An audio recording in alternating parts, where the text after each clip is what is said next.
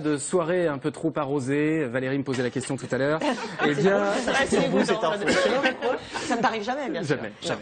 Eh bien, il vous suffira maintenant d'invoquer une étude, oui, c'est scientifique, des chercheurs de l'Iowa et des universités de Cornell au Canada. Ils expliquent en fait que la taille du verre influence la consommation, puisque plus le verre est grand, plus on boit. C'est comme un peu la taille de l'assiette pour manger. Hein.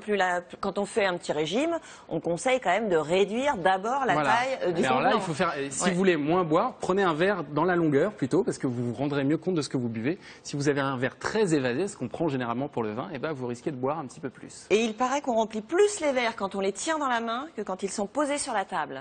Absolument. Je pense qu'on a l'impression d'être toujours en attente, oui, on demande. Oui, c'est vrai. Et quand on sert du vin rouge, on en sert forcément plus que du vin blanc. Les gens ont tendance à boire plus de vin rouge que de vin blanc. C'est un des autres enseignements de cette étude. Bien le vin blanc, je suis sûr. On s'en rend moins compte. En revanche, c'est transparent. on mange moins si on boit du rouge que si on boit du blanc, parce qu'il y a un effet satiété avec le rouge. Ah, Il y en a des statistiques sur le sujet. Oui, c'est ça. Il a bien bossé le dossier. J'ai bien bossé la question. C'est rouge ou blanc, on boit toujours avec Modération. Impératif. Et tout fout le camp. Allez,